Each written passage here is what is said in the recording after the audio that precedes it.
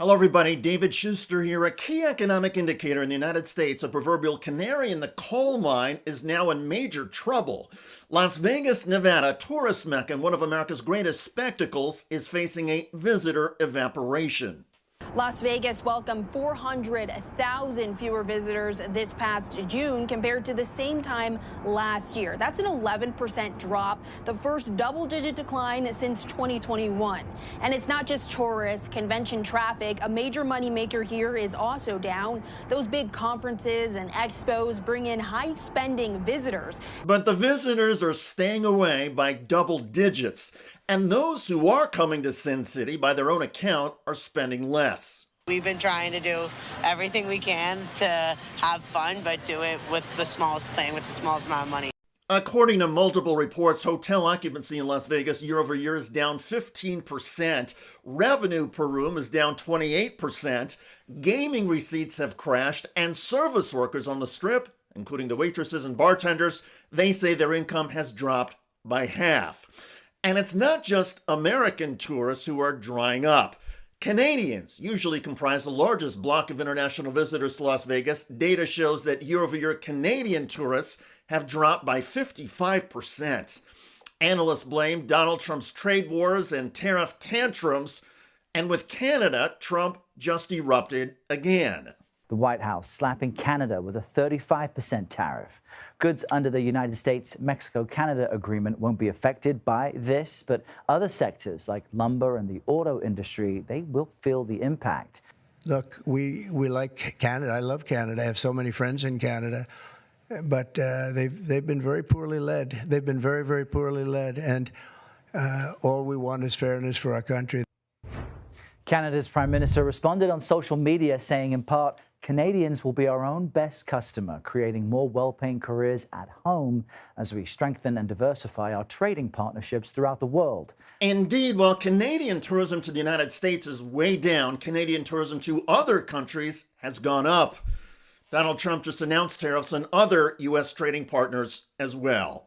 Now, when you're looking at deals or frameworks that have been announced, we're talking about 6 countries plus the European Union that reached agreements with the United States, even though the details are still being worked out. Those details include more clarity on foreign pledges to invest in the United States and purchase U.S. energy. However, on the flip side of the framework agreements, Donald Trump has been clear. He is imposing tariffs on several countries. The rates range from 10% to 40%, and analysts say the impact is now being felt across the U.S. economy. When goods arrive in this country, imported goods arrive in this country, the tax or the tariff on those goods is paid by the importer, by the American company that imports those goods. That's the first so-called incidence of the tariff. Then you go down the chain. So it's importers, wholesalers, retailers, and standing at the end of that line is the American consumer. It's not a matter of when this consumer pass-through will occur. We are now seeing it. We're seeing it at the company level through lower profits, and that's corporations eating some of the tariff.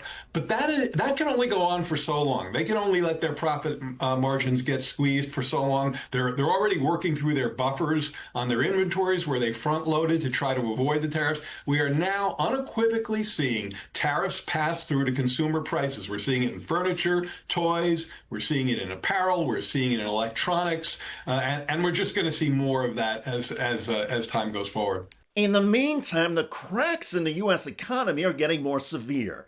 Headlines: U.S. notches worst 3 months for jobs growth since pandemic. U.S. labor market adds 73,000 jobs in July, while May-June reports see larger than normal downward revisions. Quote, the latest monthly jobs report showed the U.S. labor market added fewer jobs than expected in July, while the unemployment rate moved higher, and revisions to prior months' numbers revealed significantly fewer jobs had been added than initially thought. Businesses are basically saying to themselves, especially those exposed to the tariffs, we're going to sit on our hands in terms of investment. Business investment has taken a hit. We're going to sit on our hands in terms of hiring. I was going to build that warehouse extension, but let me see where this lands. So as long as the plane never lands, that kind of uncertainty just festers. And the problem is, and I think a lot of folks are getting this wrong, this is not over today. Anyone who thinks that we've resolved the chaotic trade war on August 1st is engaged in wishful thinking.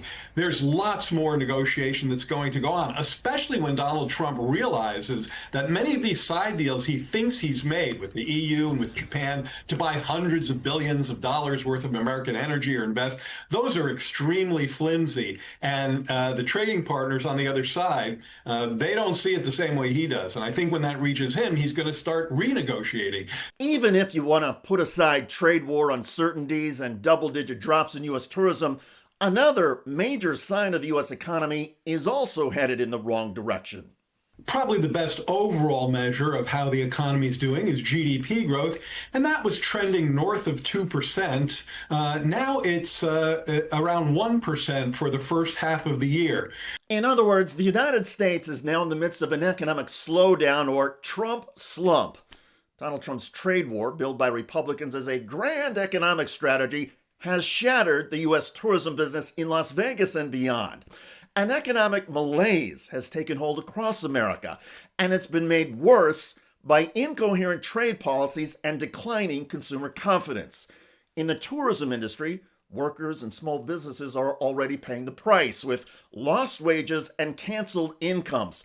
People who have built their entire livelihoods around hosting visitors from across the United States and the world are now hosting its absence.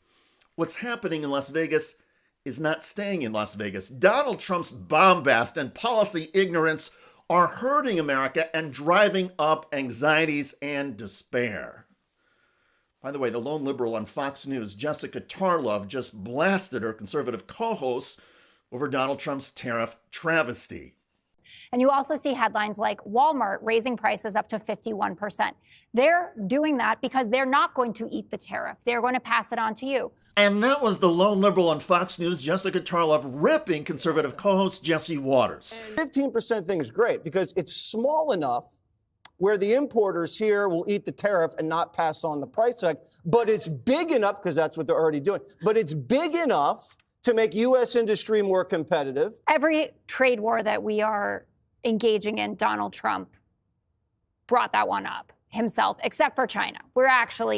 China is the one that you really have an issue with, but we essentially had favored nations with the EU being about 1% import. So 15% is a lot more than 1%. And I rarely say that I wish somebody else would take my seat, at least for this segment, but I wish Charlie Gasparino was sitting here right now to explain to Jesse again how tariffs work, because it is a tax on the American consumer. Check out that video at the link below. It generated a lot of comments on YouTube. One of the most popular from WM, who wrote, "I have a lot of admiration for Jessica. Tough job being the sane one in an asylum of Trump worshippers." Indeed. I look forward to reading our comments about Donald Trump choking the U.S. tourism industry and bogging down the U.S. economy. I'm David Shuster. Thanks for joining us.